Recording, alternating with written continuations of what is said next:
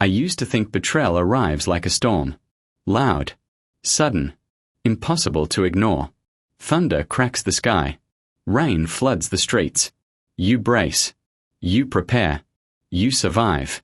Turns out, it arrives like dampness in the walls. Quiet. Smells faintly wrong. You notice it only when the paint starts to peel. When the floorboards warp. When the air feels heavier than it should.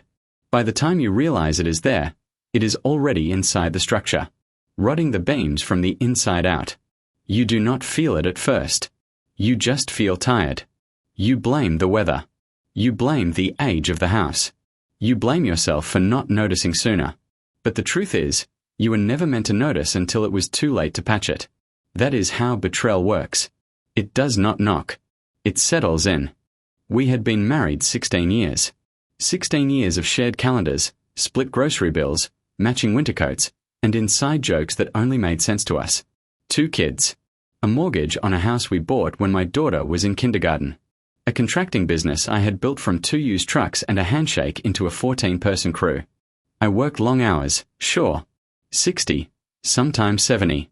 But I never missed a birthday. Never missed a recital. Never missed a parent-teacher conference. I thought that is what a husband and father does. You show up. You provide. You keep your word. You build something solid so the people you love never have to wonder if they are safe. I was wrong. Because you can build a house with perfect load-bearing walls and still not notice the person living inside it is quietly packing a bag. You can pay every bill on time and still not realize you are funding someone else's exit strategy. I learned that the hard way. Somewhere around year 14, the rhythm of our life changed. Not all at once. Not dramatically. Just slightly off. Like a clock that is losing 3 seconds a day. You do not notice until it is an hour behind. Her phone went face down on every surface. Kitchen counter. Dining table. Nightstand. When she got up to pour water, she would take it with her. When she sat on the couch, it stayed tucked under her thigh. I did not think much of it at first. People get protective of their screens. Work emails. Group chats. Privacy. Normal stuff. I told myself that was what it was. I told myself I was being paranoid. I told myself marriage means trusting even when the details feel thin. But trust is not a blindfold. It is a choice. And I was choosing to look away. Then she changed her passcode. I asked, casually, over coffee one morning, "Hey, what is the new code?" "My phone keeps trying to sync your calendar." She did not look up from her mug. "Just privacy, Mark. We are not teenagers." Her tone was not angry. It was flat. Final. The kind of tone that says the conversation is over before it begins. I let it go. That was my first mistake. I should have asked why privacy suddenly mattered more than shared access.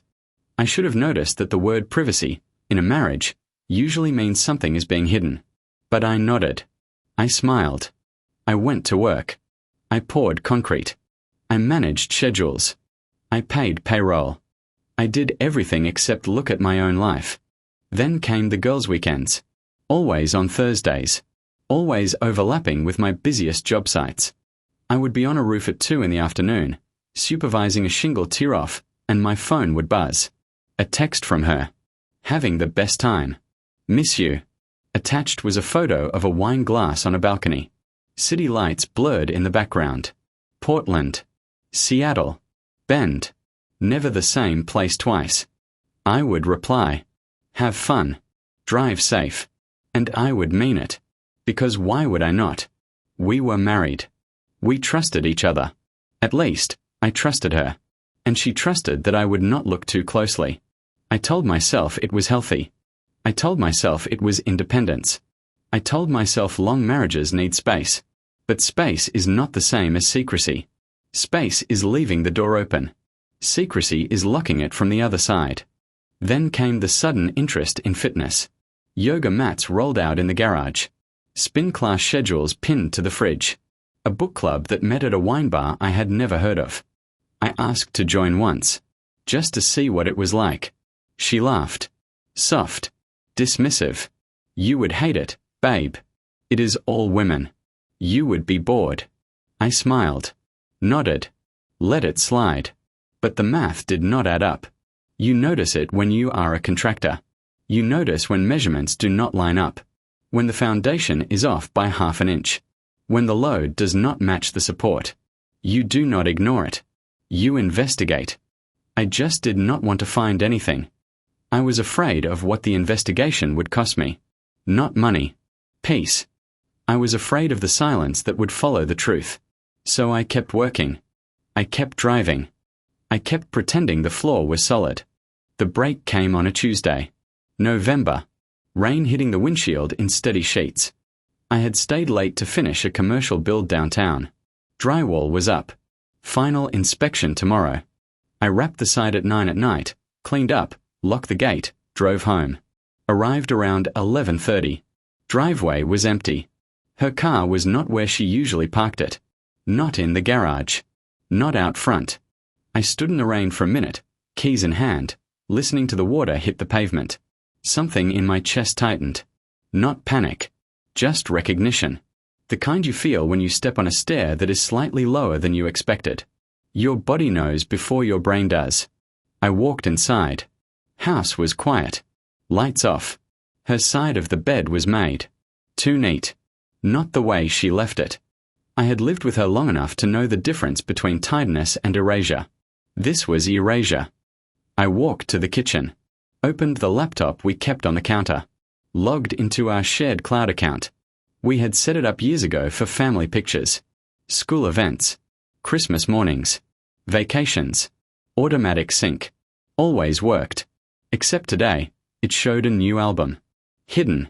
Password protected. Titled Reflections. I stared at it. Did not click. Did not move.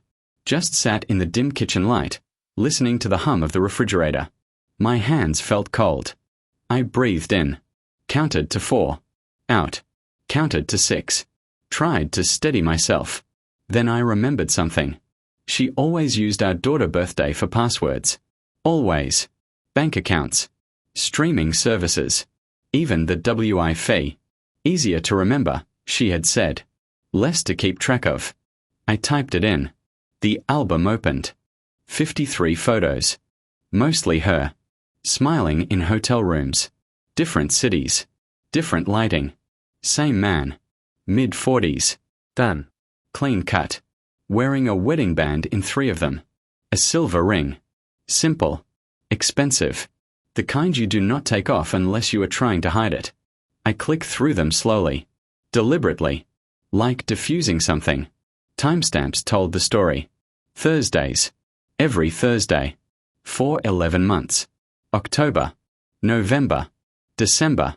January. February. March. April. May. June. July. August. September. 11 months. 44 Thursdays. 44 nights. 44 lies.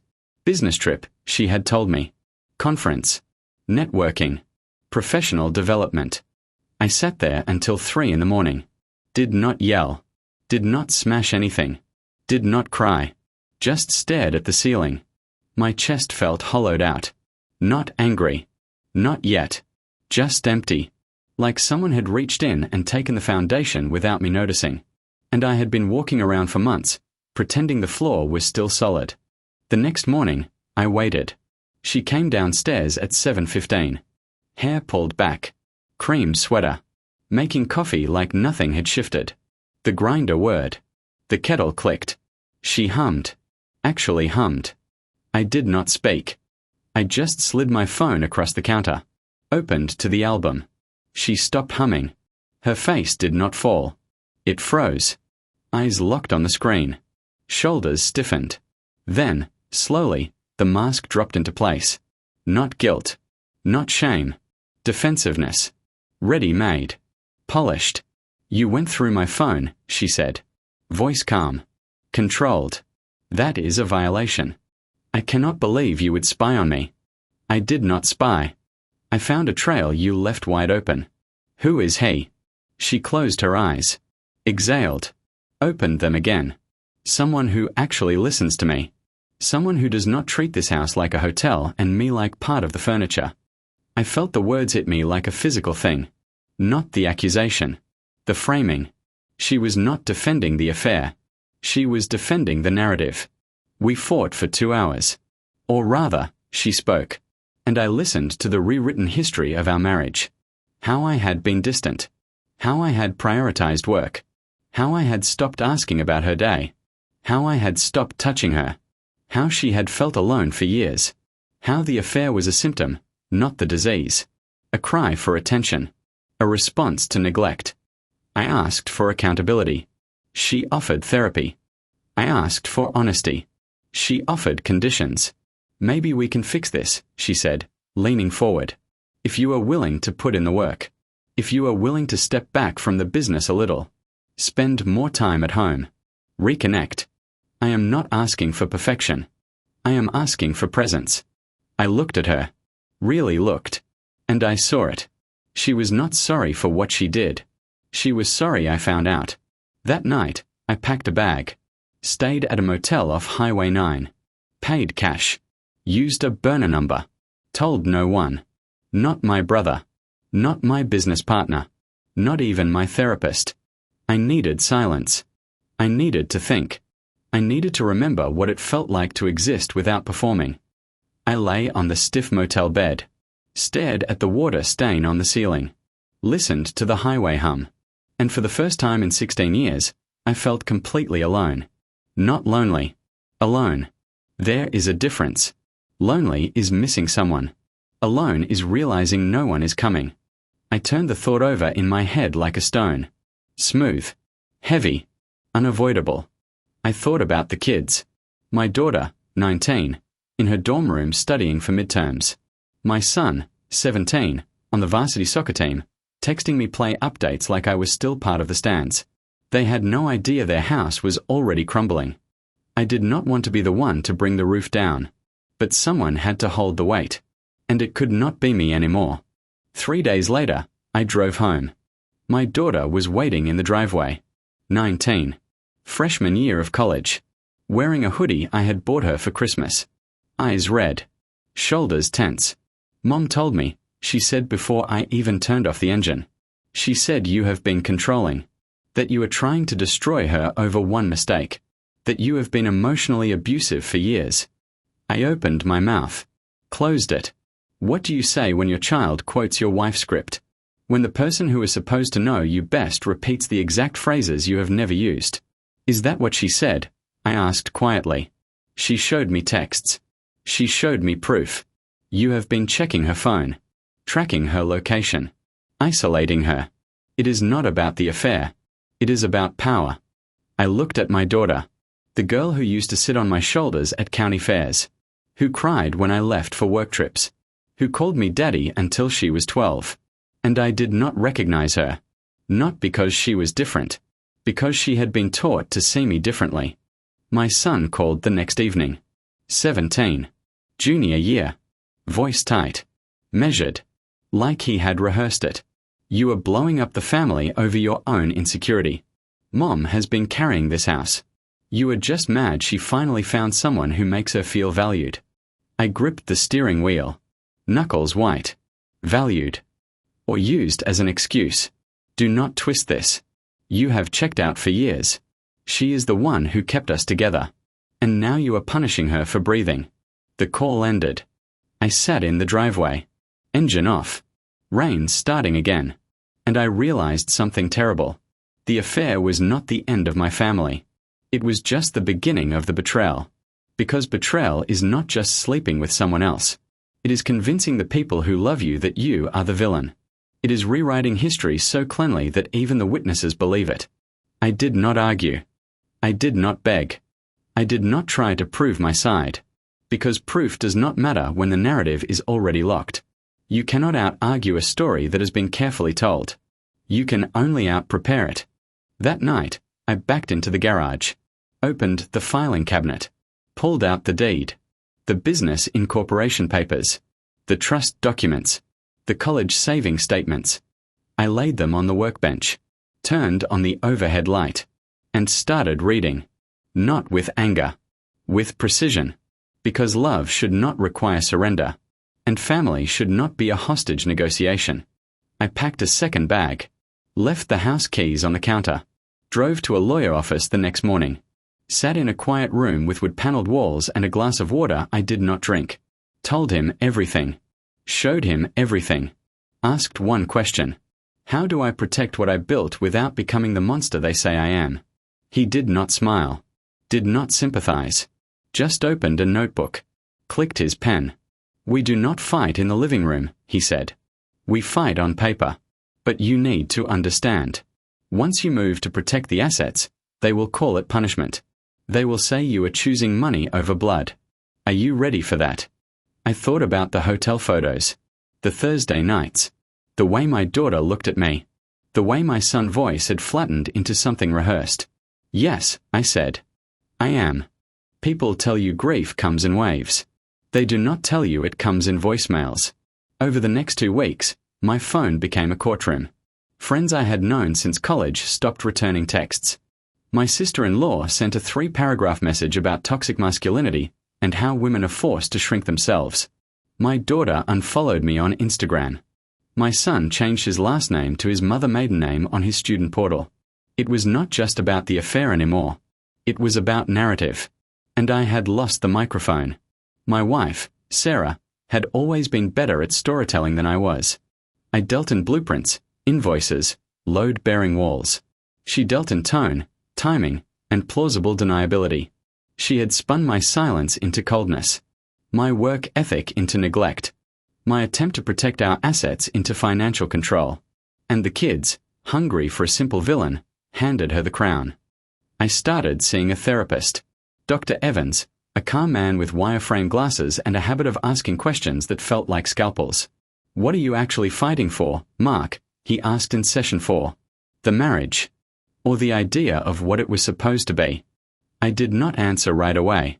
I told him about the day my son was born. How I had held him and thought, I will never let anything happen to you. I will build a life where you never have to wonder if you are safe. I had kept that promise. Until the threat came from inside the house. Dr. Evans nodded. You are not grieving a marriage. You are grieving a contract. And contracts can be rewritten. Lawyer consultation came next. David Chen, family law, 20 years in the trenches. I brought bank statements, property deeds, business incorporation papers, and the college savings accounts. He reviewed them slowly, then looked up. Here is the reality, Mark. You own 60% of the business outright. The house is in joint names, but your initial down payment and 2 major refinances were funded by your separate account. The kids' trusts are revocable. You are the grantor. Legally, you can restructure. Emotionally, it will look like war. I do not want war, I said. I want out. And I want to make sure they do not burn down what I spent 18 years building while they were learning to ride bikes. David leaned back. Then we do not fight in the living room. We fight on paper. But you need to understand. Once you move to protect the assets, they will call it punishment. They will say you are choosing money over blood. Are you ready for that? I thought about the hotel photos. The Thursday nights. The way my daughter looked at me like I was a stranger. The way my son's voice had flattened into something rehearsed. Yes, I said. I am. The next month was a blur of notarized documents, frozen joint accounts, and quiet withdrawals. I transferred my business equity into an LLC with myself as sole managing member. I quitclaimed my name off the marital home deed but kept a lien for my initial investment. I restructured the revocable trusts. 100% of distributions now required my written consent. I added a clause. In the event of litigation against the grantor for defamation, financial coercion, or conspiracy to misappropriate assets, all beneficiary rights are suspended until resolution. I did not tell them. Not yet. I let them believe the money was still theirs. Let them think I was just processing. Let them post their little family brunch photos without me in the frame. Then came the family meeting. Sarah called it. We need to talk about moving forward, she said. The kids are stressed. The business is suffering. We are a family, Mark. We fix this together. I sat at my own dining table. Watched them walk in like they owned it. Sarah in a cream sweater. My daughter holding a manila folder. My son standing behind her like a guard. Mom and I talked. My daughter began. We are going to need access to the college fund. And the house. We want you to sign over your share so we can stabilize. You have been cutting us off emotionally. The least you can do is stop cutting us off financially. Sarah smiled. Soft. Pitying. We are not asking for everything. Just fairness. You have always said family comes first. Prove it. I looked at them. Really looked. And I saw it. The performance was over. They were not here to heal. They were here to collect. I stood up. Picked up my keys. I have already spoken to my attorney, I said. The assets are protected. The trusts are restructured. If you want to discuss finances, you will do it through legal counsel. This conversation is over. My daughter's face cracked. You are really doing this. You are choosing money over us. No, I said. I am choosing not to be used by you. I walked out. Did not look back. The days that followed were quiet in a way that felt heavy. I stopped checking my personal email. I stopped looking at family group chats. I focused on the business. Payroll. Invoices. Site inspections. I kept my hands busy. I kept my mind occupied. I told myself that distance was self-preservation. I told myself that silence was not surrender. It was strategy. But strategy does not sleep. It waits. And every night, when I lay down in the temporary apartment I had rented, I stared at the ceiling and wondered if I was protecting my life or just isolating myself from it. Dr. Evans asked me that same question in session 7. Are you building a wall or a boundary? I did not know the answer yet. I only knew that I would not let them take what I had built while teaching my children that loyalty is negotiable. Then came the letters. Certified mail. Heavy envelopes. Formal language. Requests for financial disclosure. Petitions for temporary spousal support. Demands for access to joint accounts. Sarah's attorney was good. Polished. Aggressive in all the right places without looking aggressive. He painted me as a man who had checked out long before the affair, using work as an excuse to avoid emotional responsibility. He claimed my silence was abandonment. He claimed my preparation was retaliation. I handed it all to David. David handed it back to his paralegal with a red pen and 3 highlighters. Let them build their case, he said. We will dismantle it with receipts. And he was right. Because receipts do not care about narratives. They only care about numbers. I spent my evenings going through bank statements, cross-referencing dates, matching withdrawals to hotel charges, comparing calendar invites to flight confirmations. I was not doing it to win an argument. I was doing it to survive a process. Because divorce is not a conversation. It is an audit. And in an audit, truth is not about feelings. It is about documentation. I printed everything. I organized it. I boxed it. I labeled it. I built a paper trail so solid it could not be walked over. I did not feel proud. I felt exhausted. But exhaustion is a fair price for clarity. I had spent 16 years trying to keep the peace. Now I was learning how to keep myself. My brother called one evening. I almost did not answer. I let it ring 3 times. Then 4. Then I picked up. Mark, he said. You need to talk to them. This is tearing the family apart. I closed my eyes. I know, I said. Then stop being so cold. Talk to her. Apologize. Meet halfway. You are letting pride ruin everything. I took a slow breath. It is not pride, I said. It is preservation. She did not just cheat. She rewrote my history to make the cheating acceptable. And the kids are repeating it because it is easier than facing the truth. If I apologize for protecting myself, I teach them that betrayal is rewarded. If I hand over what I built, I teach them that loyalty has a price tag. I will not do that, even if it costs me them. There was a long silence on the other end. Then a quiet sigh. I just do not want you to end up alone. I already am, I said. But I would rather be alone than used. He hung up. I did not blame him. He was trying to save a family that had already split into 2 different stories. And only one of them was true. I started sleeping better. Not because the pain was gone, but because the confusion was. When you stop trying to convince people who are committed to misunderstanding you, you free up a lot of energy. I used that energy to work, to plan, to prepare. I met with a financial advisor. We mapped out post-divorce cash flow.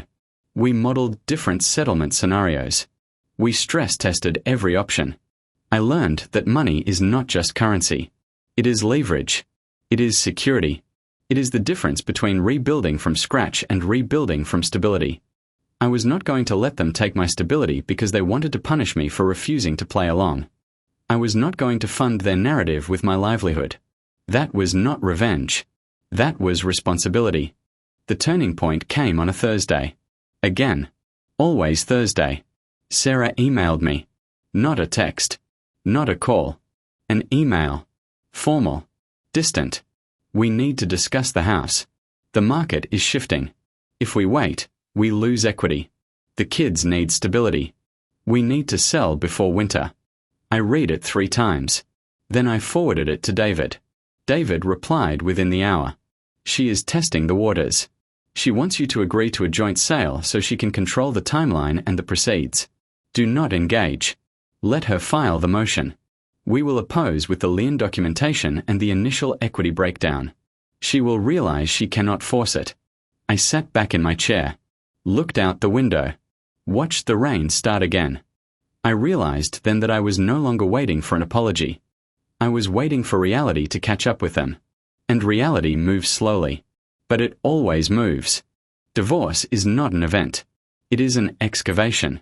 You dig through years of shared life, and you realize most of it was just dust held together by habit.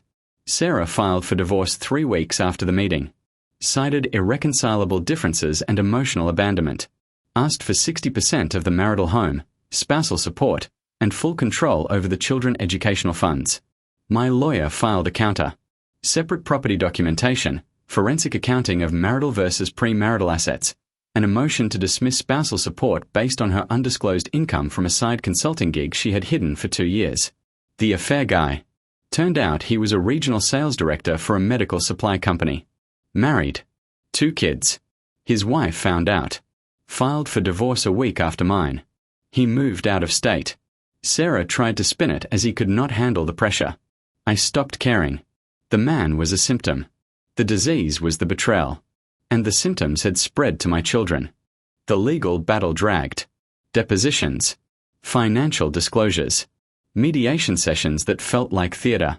Sarah attorney painted me as a cold, calculating businessman who had emotionally starved his wife into infidelity.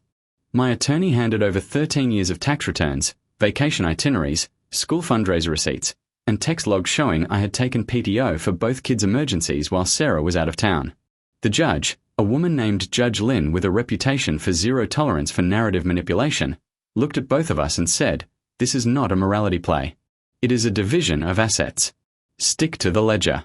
But the real war was not in court. It was in the group chats, the screenshots, the cousins, the former friends. My daughter posted a TikTok about narcissistic fathers who weaponize wealth. 42,000 likes. Strangers called me a monster. I did not respond. What do you say to people who have already convicted you in the comments? Then came the subpoena. My son, now 18, filed a petition to access his trust. Claimed I was withholding funds out of retaliation. His attorney argued I had breached my fiduciary duty as grantor by restructuring without beneficiary consent. David laughed. Actually laughed. He is 18. The trust says distributions require grantor approval. You did not breach anything. You enforced it. Still, the emotional toll was real. I stopped sleeping. Lost 12 pounds. Dr. Evans upped my sessions. You are mourning 3 people at once, Mark. Your wife. Your children. And the version of yourself that believed loyalty was enough. I just wanted them to see the truth, I said one evening, voice cracking. The truth does not win court cases. Or family arguments. Bondaries do. He was right. So I drew them. In ink. Not with anger. With precision. I drafted a formal notice to my attorney to file. Revocation of beneficiary status pending litigation resolution. Attached was a sworn affidavit detailing the conspiracy to misrepresent financial records, the coordinated campaign to defame my character, and the explicit demands to liquidate assets under false pretenses. I did not do it to hurt them. I did it to stop the bleeding. The final mediation happened in a glass-walled conference room downtown. Sarah arrived in a tailored blazer. My daughter beside her. My son waited in the lobby. David sat across from her attorney. Judge Lynn Clark observed. We went through it line by line. The house. Sold. Proceed split 70-30 in my favor based on initial equity and mortgage contributions. The business. Mine, Autricht. The college funds. Frozen until independent legal review. Spousal support. Denied, per hidden income documentation. Child support. Calculated, paid directly to accounts, no cash handoffs. Sarah attorney tried to argue parental alienation. David handed over text logs showing my daughter had initiated the estrangement after Sarah coaching. Judge Lynn Clark noted it. Case closed. We signed. Pens clicked. Papers stacked. I stood up. Did not shake hands. Did not look back. As I walked to the elevator, my daughter caught my arm. Is this really it? She asked. You are really cutting us off. I turned. Looked her in the eyes. I am not cutting you off. You cut yourselves off when you chose a lie over your own father. The money is not gone. It is just no longer yours to demand. If you want to rebuild, you start by telling the truth. Not hers. Yours. She let go. Did not answer. The elevator doors closed. The weeks after mediation were strange. Quiet in a way that felt earned. I moved out of the temporary apartment. Signed a lease on a smaller place near the water. 2 bedrooms. Hardwood floors. Big windows. I bought a mattress. A desk. A coffee maker. I did not buy art. I did not buy rugs. I let the space breathe. I told myself it was temporary. But I knew better. Temporary is what you call something while you are still hoping it will go back to how it was. This was not temporary. This was new. And new requires adjustment. Adjustment requires patience. Patience requires time. I had time now. For the first time in years, I had time that belonged only to me. I went back to work with a different focus. I stopped overscheduling. I stopped taking calls after 6. I delegated more. I trusted my foreman. I let the business breathe too. It did not collapse. It adapted. Because I had built it to survive me. That was the point. I had always thought legacy was about passing things down. Now I understood that legacy is about building things that do not break when you stop holding them up. I started reading again. Books I had bought years ago and never opened. I started cooking. Simple things. Eggs. Pasta. Roasted vegetables. I did not need to impress anyone. I just needed to feed myself properly. I started walking. Every morning. 6 miles. Rain or shine. I listened to podcasts. Audiobooks. Silence. I did not need noise to fill the space anymore. I needed room to think. Sarah filed the final divorce decree in December. I signed it without reading every line. David had already reviewed it. It matched the mediation agreement. I initialed the bottom. Handed it back. The clerk stamped it. Case number closed. File archived. I drove home. Sat in my car for 10 minutes. Listened to the engine tick as it cooled. Felt the weight lift. Not happiness. Relief. Relief is quieter than joy. But it lasts longer. Joy burns out. Relief settles in. I walked inside. Made coffee. Opened the blinds. Watched the sky turn grey. I did not feel like a winner. I felt like a survivor. And sometimes that is enough. My son texted me 2 weeks later. Can we talk? I waited an hour before replying. Yes. Where? Coffee shop. Neutral ground. I arrived first. Ordered black. Sat by the window. He walked in wearing a winter coat I had never seen. He looked older. Tired. Real. He sat down. Did not order anything. Just stared at the table. I know you hate me, he said. I do not hate you, I said. I disappointed you. That is different. He nodded. Looked up. I believed her because it was easier. I did not want to believe my mom was capable of what she did. So I made you the problem. I let her write the story. And I helped her sell it. I was quiet. I let him speak. I am working now. Warehouse. Night shift. I am paying for my own phone. My own gas. I am not asking for money. I just wanted you to know I see it. I was wrong. I said thank you. He blinked. That is it. That is it. He exhaled. Nodded. Stood up. Walked out. I did not follow. I did not call after him. I just sat there, drank my coffee, watched the rain start again, and felt the first crack in the ice. Time does not heal everything, but it does clarify. The house sold in October. I moved into a 2-bedroom condo overlooking the Sound. Bought a dog. A rescue mutt with one ear that never stands up. Named him Ledger. Fitting.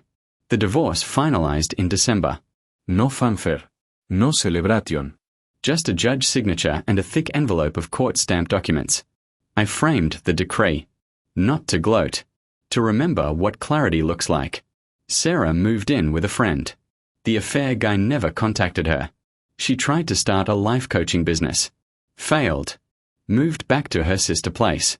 Last I heard, she is working part-time at a boutique. Does not matter.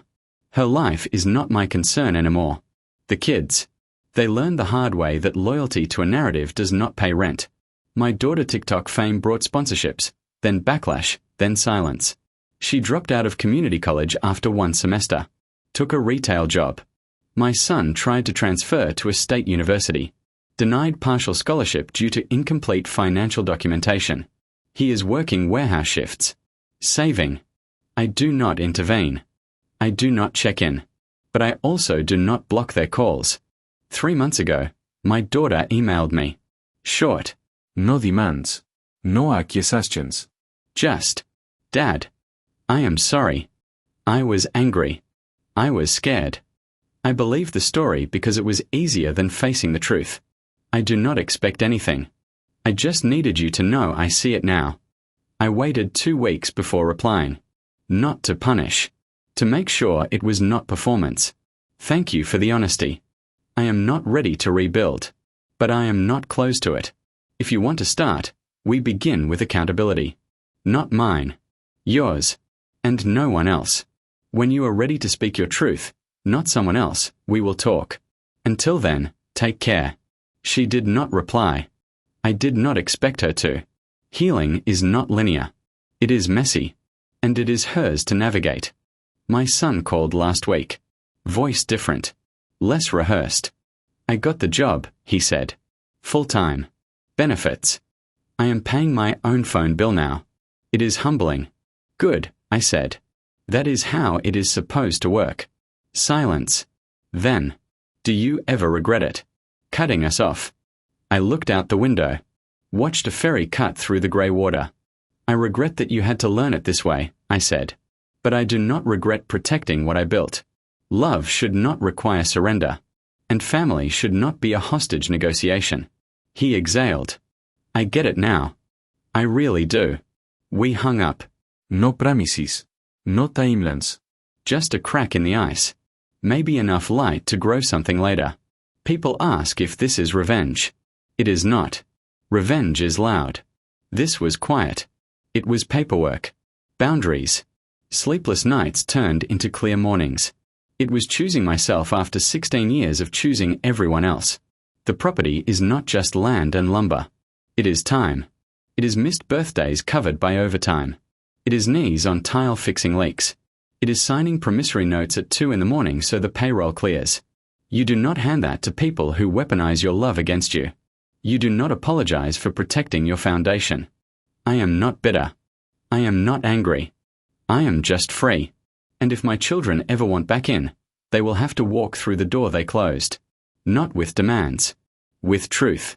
Not with manipulation. With respect. Until then, I will keep building. Quietly. Honestly. For me.